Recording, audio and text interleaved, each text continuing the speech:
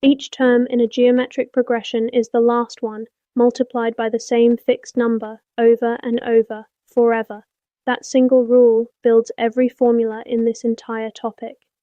Look at the sequence 2, 6, 18, 54.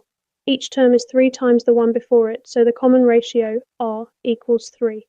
If the first term is a and the common ratio is r, then the nth term of the sequence is a times r to the power n minus 1.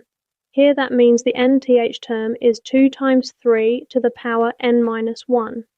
Now let's find the sum of the first n terms. Call it s sub n. So s sub n equals a plus ar squared, all the way up to ar to the power n minus 1. Here's the classic trick. Multiply the whole sum by r. That gives r times s sub n equals ar plus ar squared plus ar cubed, all the way up to ar to the power n. Now subtract the second line from the first. Almost everything cancels, leaving s sub n minus r times s sub n equals a minus ar to the power n.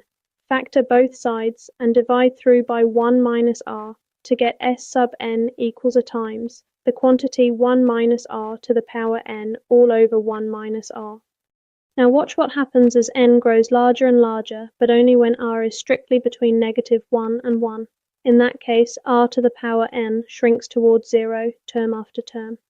Since r to the power n vanishes, the sum formula simplifies beautifully.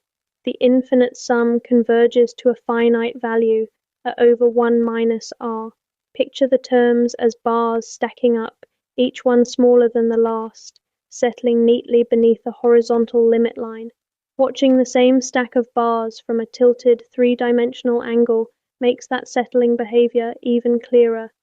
Now contrast that with a ratio greater than 1 or less than negative 1. Here the terms don't shrink, they grow without bound, each one bigger in size than the last. Because the terms keep growing forever, there is no finite value for the sum to settle on. No finite sum exists at all. Side by side, the converging bars flatten toward a line, while the diverging bars shoot off the screen. Let's put the formula to work. Take a first term of 3 and a common ratio of 1/2, a value strictly between negative 1 and 1, so we know the sum will converge. Start from the infinite sum formula, s equals over 1 minus r. Substitute in the values, so s equals 3 over the quantity 1 minus 1/2. The quantity 1 minus 1/2 equals 1/2, so s equals 3 divided by 1/2. Dividing by 1/2 is the same as multiplying by 2, so s equals 6. The infinite sum converges neatly to 6.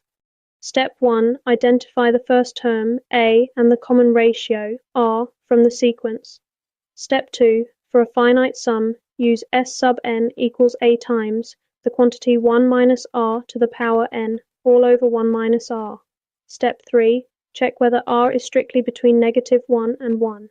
Step 4. If it is, the infinite sum converges to over 1 minus r. Step 5. If r is greater than 1 or less than negative 1, the sum diverges and no finite answer exists. Watch out for this.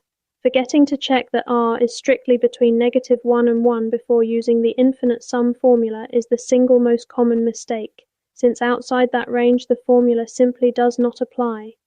Common ratio r equals each term divided by the one before it. Nth term equals a times r to the power n minus 1.